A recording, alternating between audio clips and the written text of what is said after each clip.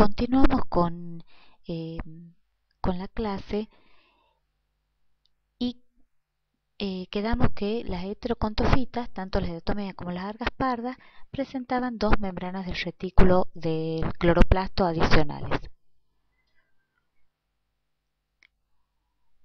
Otra característica muy importante es el hábito, que hace referencia al tipo de estructura somática. De ninguna manera tiene que ver con el hábitat o lugar donde viven. Podemos encontrar los siguientes hábitos. Hábitos móviles. Está referido más comúnmente a unicelulares que presentan flagelos para su movilidad. Pueden tener una forma esférica, oblongas o piriformes. Los cloroplastos generalmente están presentes y ocupan la región posterior o laterales, mientras que el núcleo ocupa la región central. En algunos pueden tener un periplasto, tecas o una película, como es el caso de las eulenofitas. Las tecas son características dentro del grupo de los dinoflagelados. Tanto la película como las tecas se van a ubicar debajo de la membrana plasmática. Algunos flagelados están fijos al sustrato y pueden mostrar un movimiento de arrastre por emisión de pseudópodos o rizópodos. Por evolución también se pueden formar colonias móviles con número variable de células y cubierta mucilaginosa. Un ejemplo de estas colonias móviles es el género Volvox dentro de las algas verdes. Acá estamos viendo el género tipo, un género tipo de las algas verdes que es Chlamydomonas, y vemos que tiene dos flagelos para su movilidad y es una célula esférica. En este caso estamos viendo un dinoflagelado y se puede apreciar los surcos perpendiculares donde van a albergar los flagelos para su movilidad. Flagelos que son perpendiculares. Y en este caso estamos viendo una euglenofita que tiene una forma oblonga. Se distingue perfectamente la mancha ocular en color rojo y el flagelo que emerge de la fosa vestibular que constituye el polo anterior tan característico de las euglenófitas.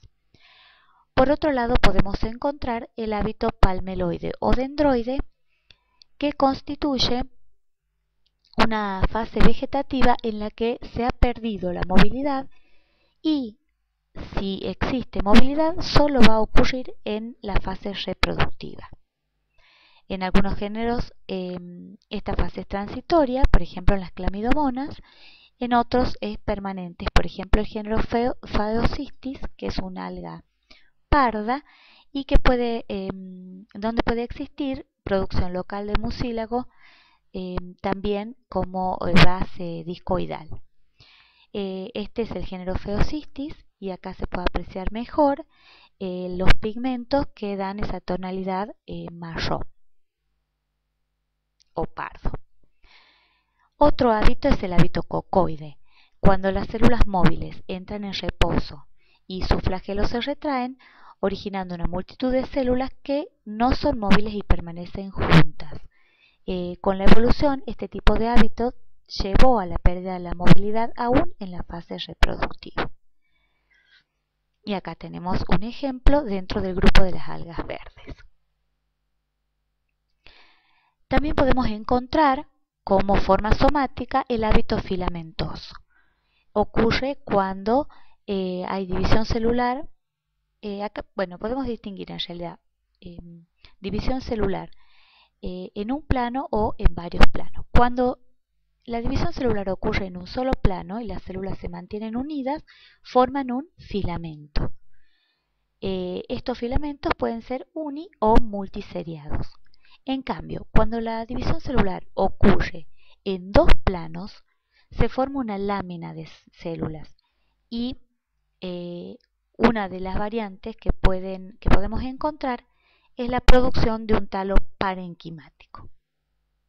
Los hábitos parenquimáticos son complejos y van a constituir el soma o el cuerpo de las algas, fundamentalmente las algas rojas y las algas pardas. También hay algas verdes, por supuesto, que presentan hábito parenquimático. Cuando los filamentos se compactan asemejándose a un talo parenquimático, o sea, parecen una lámina, pero los filamentos conservan la individualidad, el talo se denomina pseudoparenquimático.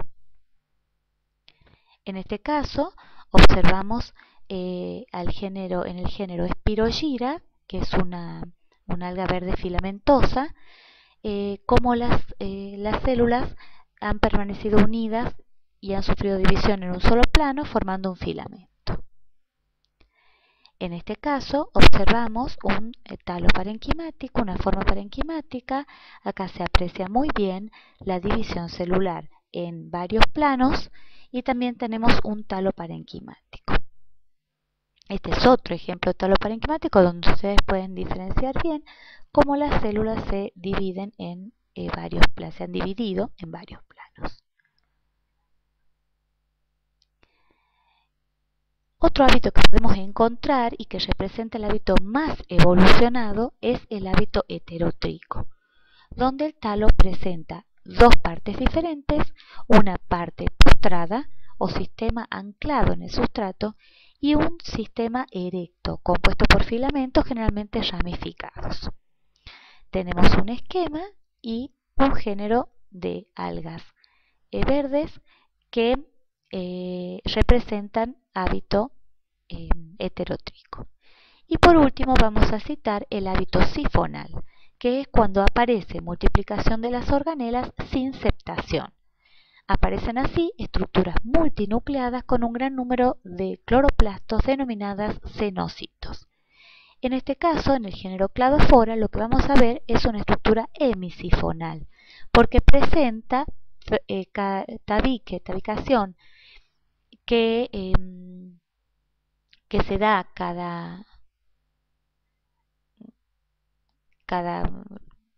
a longitudes diferentes y lo que encontramos son artículos plurinucleados, por eso se denomina pseudosifonal. Y también dijimos que una estructura que puede caracterizar a las algas es la presencia de flagelos que le permiten la movilidad. Como estamos en células eucariotas, la estructura del flagelo es típica, 9+2, constituida por microtúbulos y, como ustedes ya conocen, y acá estamos viendo cómo el flagelo presenta esa estructura 9+2, las 9 díadas periféricas y los dos pares de microtúbulos centrales, que a la altura de la membrana se ve muy claramente cómo pasa a tener esa estructura 9+2 y debajo se observan los cuerpos basales que tienen una estructura de 9 tripletes, que también ustedes ya conocen y es muy característica. En esta microfotografía lo que estamos observando es esos cuerpos basales de los flagelos que en el caso de las algas van a presentar unas estructuras bien características alrededor de los cuerpos basales de los flagelos, que son la presencia de raíces.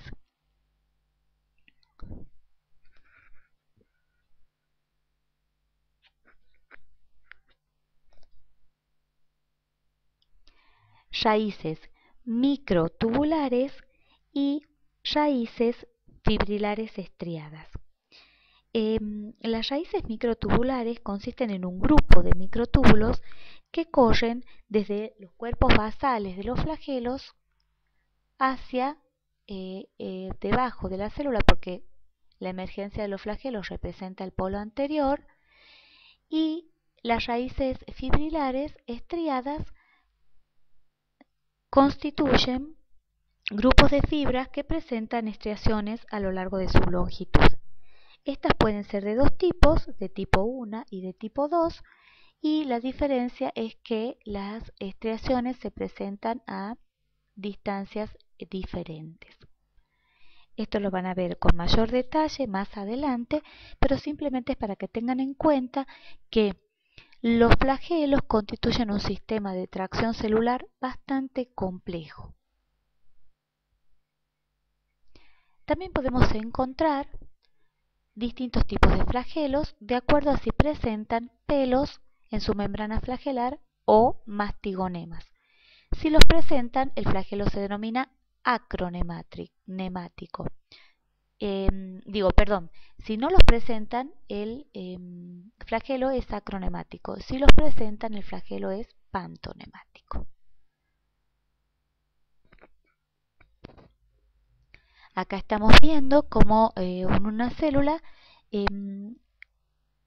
emergen los dos flagelos y los dos son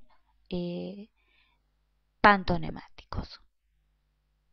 Y acá estamos viendo en el A un flagelo acronemático, mientras que los otros son pantonemáticos. También podemos distinguir dos tipos de pelos flagelares.